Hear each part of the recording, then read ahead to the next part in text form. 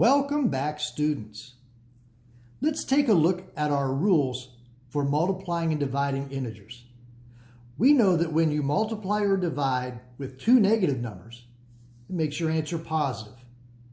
When you multiply or divide with one negative number, it makes your answer negative. Let's take this rule and expand it a little bit.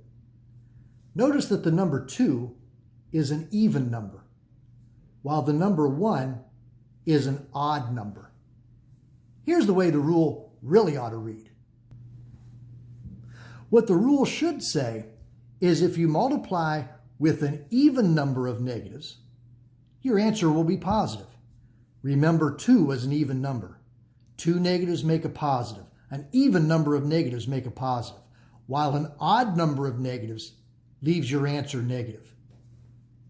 Let's try some sample problems.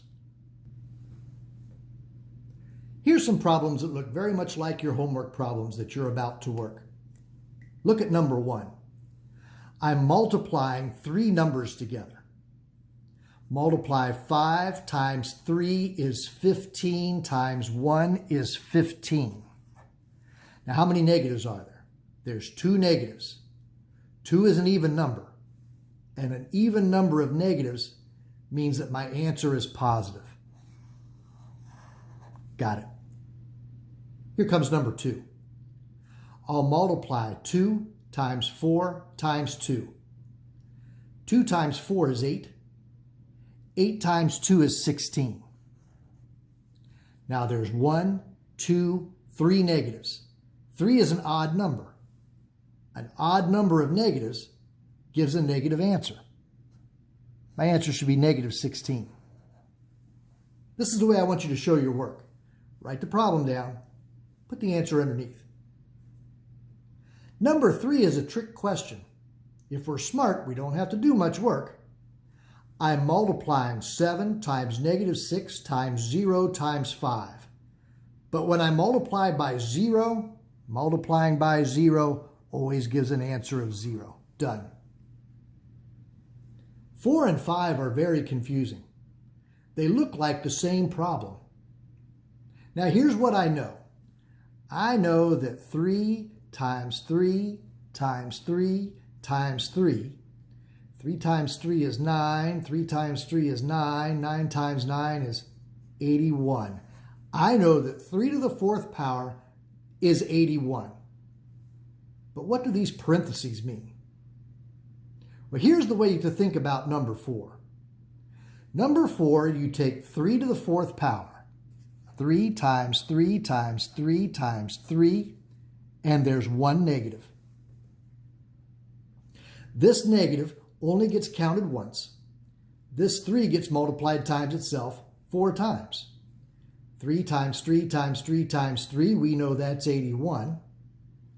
And there's 1 negative. 1's an odd number, and an odd number of negatives is a negative answer. Got it. Number 5 is very different. Number 5 says take everything in this set of parentheses 4 times. Take everything in that set of parentheses 4 times. Inside the set of parentheses is a negative 3. Now that's 3 times 3 times 3 times 3. We know that's 81. But now I've got 1, 2, 3, 4 negatives. 4 is an even number, and an even number of negatives gives me a positive answer. Let's try a few more examples. Now here's a good opportunity for you to pause the video, try these 4 problems, and then come back and turn the video on and compare your answers to mine when I work them. For number 6, I'm multiplying 6 times 1 times 3. 6 times 1 is 6. 6 times 3 is 18. And there's 2 negatives. 2 is an even number of negatives, and an even number of negatives gives me a positive answer. There's the proper way to write the problem out and show your answer. For number 7, multiply 3 times 3 times 5. 3 times 3 is 9. 9 times 5 is 45. And there's 1, 2, 3 negatives. 3 is an odd number, and an odd number of negatives gives me a negative answer. For number 8, 4 times 0 times negative 4 times negative 2. Well, anytime we multiply by 0, we know the answer is 0. 9 and 10, these are the tricky ones. Think of number 9 this way. I multiply 8 times itself twice. And this negative gets counted once. 8 times 8 is 64. And there's 1 negative.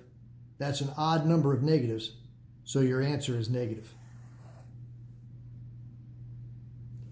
In number 10, do everything in the parentheses twice. What's in the parentheses is negative 8. Now, 8 times 8 is 64. But I've got 2 negatives. And I know that 2 negatives make a positive. So this one is positive 64. All right, your turn. Go do some homework. I'll see you later on today.